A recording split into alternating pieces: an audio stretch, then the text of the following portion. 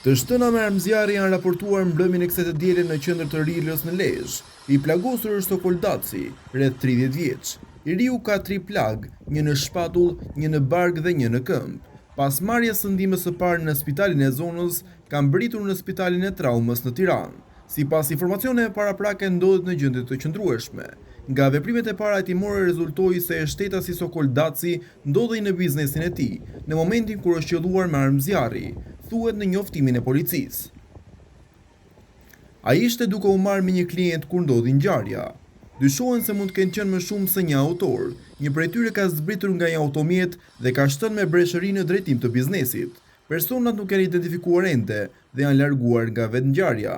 Në momentin e të shtënave ka pasur 5 persona të tjerë brenda biznesit dhe nuk dihet nëse ka qenë Daci shënjestra.